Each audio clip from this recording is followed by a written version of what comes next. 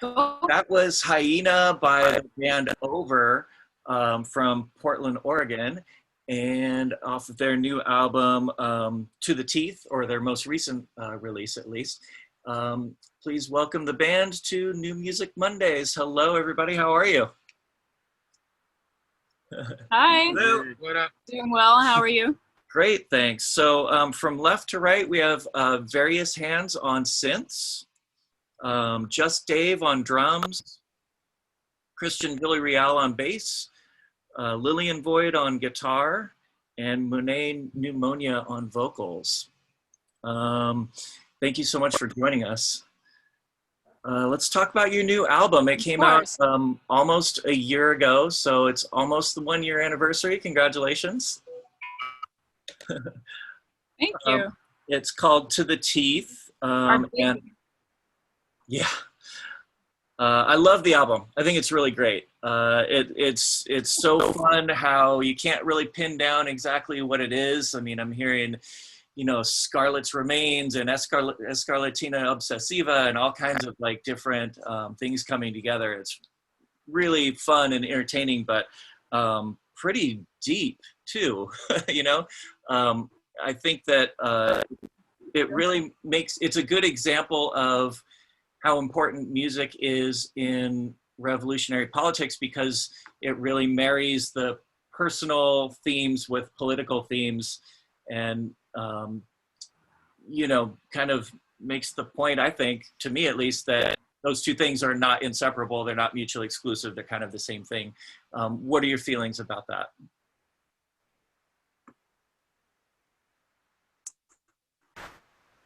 I would venture to speak on behalf of the whole band in saying that that's a huge priority for all of us, and a big thing that we keep in mind no matter what we're writing is that, like, we're as activists, and music has this performative ability to reach people, right? It has this staying power where it can be recorded and kept for a long time.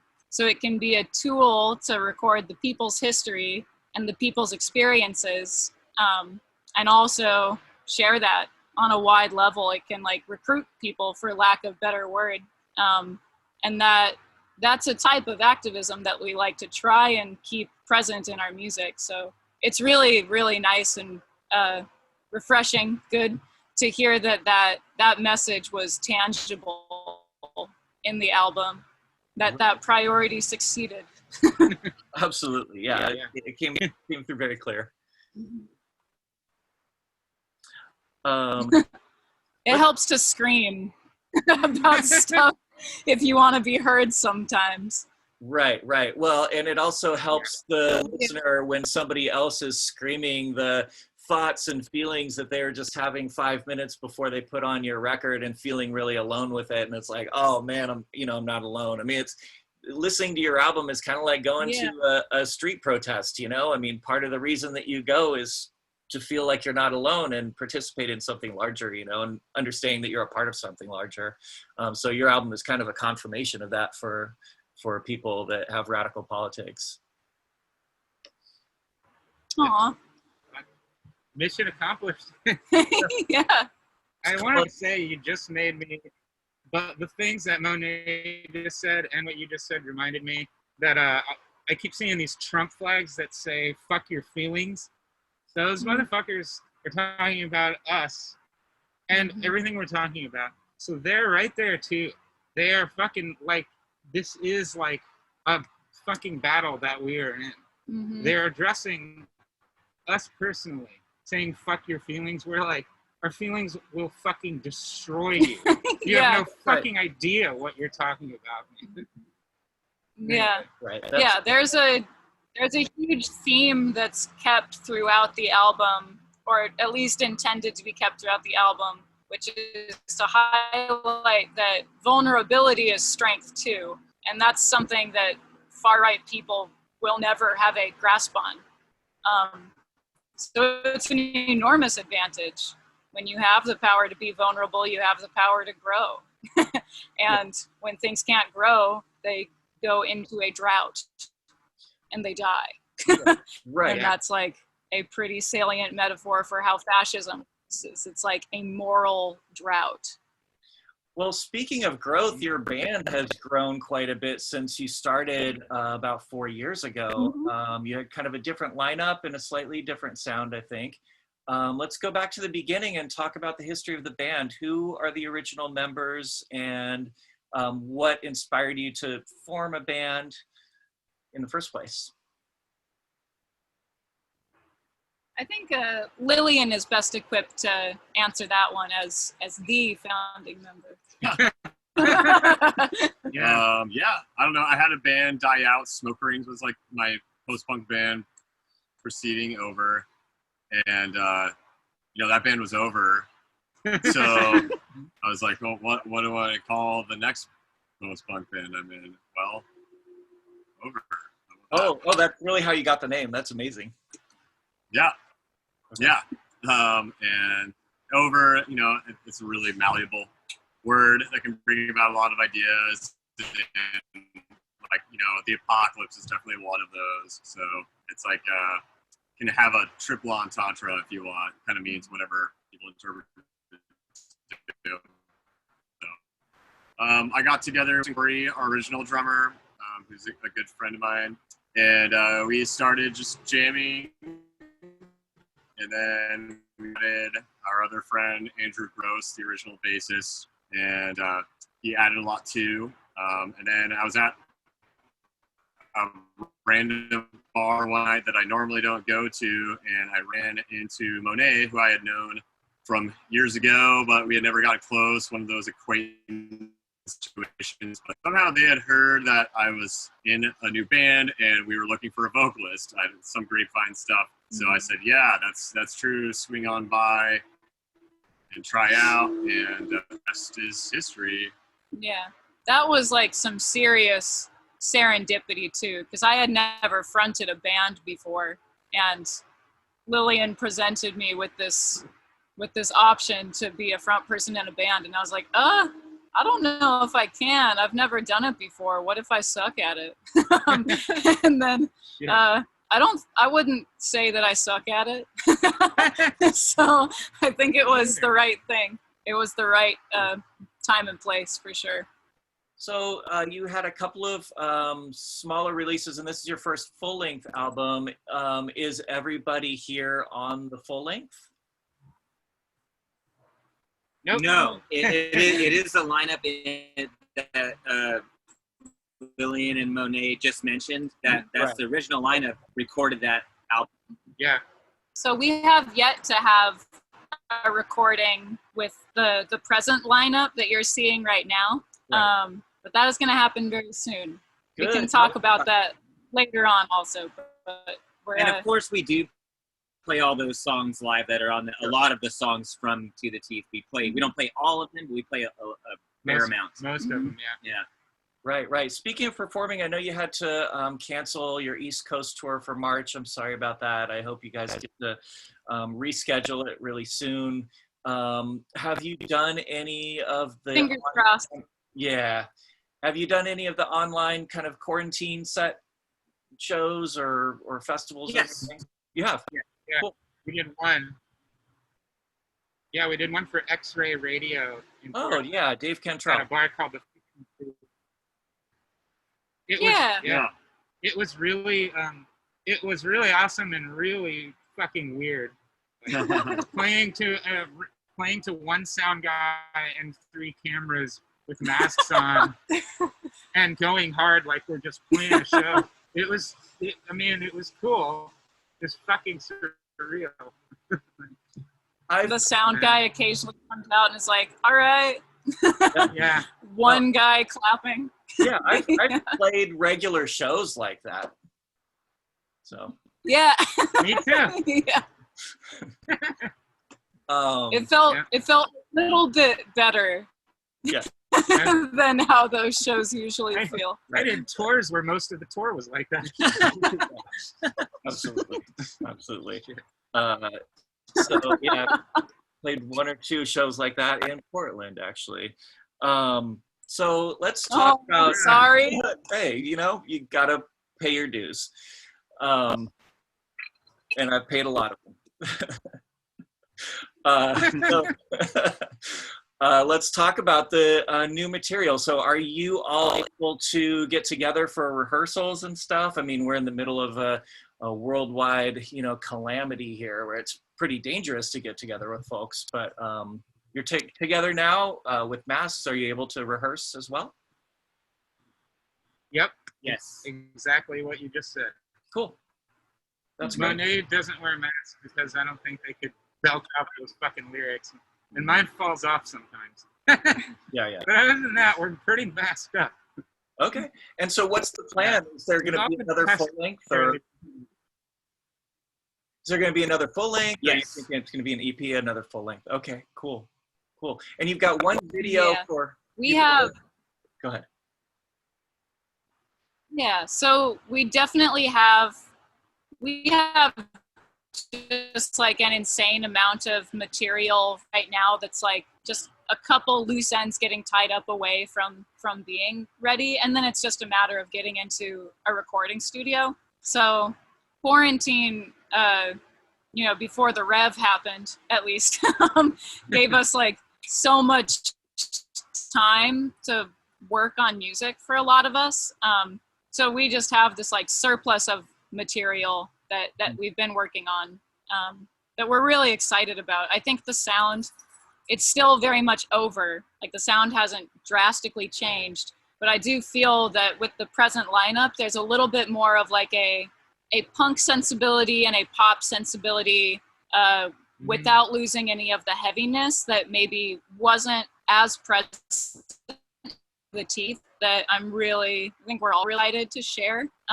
And the politics too are still at the forefront, but there is this this idea that if it's a little bit more pop sensible, it is maybe a little bit easier of a pill to swallow. So maybe we can affect even politically by being sensible. And so we'll see if that happens or not. But if not, it still slaps. So Yeah. we're excited. Good. Yeah, I'm excited for you. Are you planning on making any more videos for the songs for To the Teeth, or is Hyena going to be the only one? We haven't talked about that. We haven't talked about that much yet. I love doing videos. They're just kind of time consuming and require a lot of equipment that we don't have in full. So during quarantine, it's been less of a conversation because it usually requires a little bit of crew and things that are, we're a group of 5 already, so we max out at how big the crew can be. But I don't think any of us are opposed to continuing making videos forever. We're all pretty like artsy and busy bodies, so if anything, I think we just tack to-dos onto the list, so much so that sometimes, sorry. One moment. Sorry. Rude.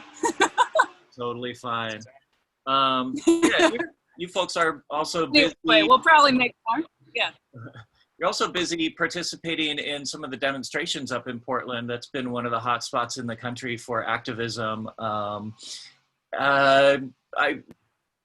am wondering what your thoughts are on the relationship of art and music with revolutionary politics. It seems like your album, like I said earlier, is a good example of why music is important in a revolutionary movement. Do you want to say anything about this one? I feel like I'm taking camera time. Not at all. Okay. Yeah,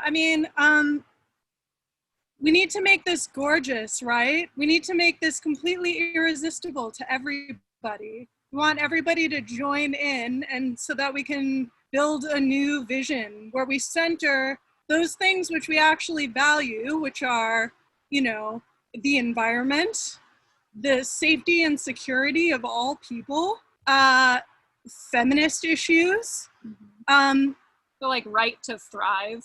The right to thrive. Yeah. The right to thrive. I think that's a good way to sort of deduce it. Yeah. But yeah, I mean, one of the things that music has the power to do, which is so incredible, is that if you're alone in your room, you can join in, as you sort of alluded to earlier in this interview. You can join into that same energetic feeling that's propelling this movement, right, through the music. And so we hope that we can connect with people in that way by maintaining our own sensibility of our vision of what the future we're working toward looks like. And feels like too, I think art does so much to highlight feelings, which Dave mentioned earlier, those Trump flags that say fuck your feelings. So much of the human condition is lost when we ignore our feelings and pretend they don't exist. It's an inhumane way to live. So I think one of art's roles is to bring the feelings back into the center and back into the focus, and not live in this like shadow of shame of the way that we experience things, which is on an emotional level and otherwise. Yeah, and to expose that, right? Yeah, yeah, and to make it human. Right. It's not weak to feel. There's a lot of different ways to like be strong and be active and be a whole self. Well, I think that's a good place to leave it, because you and your new album or recent album really embody all of that. And thank you for doing it and bringing it to us. And we can't wait to hear more. Thank you. Thank you so much. It's literally what we live for. So thank you. And come back to the Bay Area. You all played. Oh yeah, we also. Yeah, you all played some really good shows over the last couple of years in the Bay Area. We want you back. Fucking great shows. Yeah. We love the Bay. It's one of our faves. All right. In lieu of live shows, we have a live stream that'll be happening at the end of September 24th. It's through Cult Nation. So if you keep up to date on their updates, they have Instagram, Facebook, all that. You can see us live. Oh, that's exciting. As live as it gets for now. Yeah. Good. We'll be playing a couple new songs then too. Okay, cool. I'll look for a link to that and put it in the description of the interview. Perfect. Awesome. So folks can click on it. Yeah, we could even send it to you after we're done. We Yeah, could just we send can you send the it. link right after the interview's over. Yeah, great. That'd be awesome. Okay, so Just Dave and Various Hands and Christian Villarreal and Monet Pneumonia and Lillian Void, thank you so much for joining us, and look forward to more music from y'all in the future, and we'll see you on September 24th. Thank you. Thank you. Bye. Thanks Thanks you. for having us. Ciao. Take care. You too. Stay safe. Hi everyone, hope you liked that video. If so, please like and subscribe to receive notifications when we upload more content. New Music Mondays is a live stream show every Monday from 7 p.m. to 9 p.m. on twitch.tv/DavyBonesOakland. It features myself and a weekly guest DJ spinning new releases in the world of dark music, post-punk, goth, dark wave, as well as interviews with the people that make the music happen. So it's a lot of fun. Make sure to join us live. Again, that's every Monday, 7 p.m. to 9 p.m., or actually about 9:30 Pacific time. The audio will always be uploaded the next day to my Mixcloud page, mixcloud.com/DavyBonesOakland. And thanks for watching the video on YouTube. The interviews will all be uploaded to the YouTube channel, as well as an occasional kind of behind the scenes video as well. All right. Thanks again.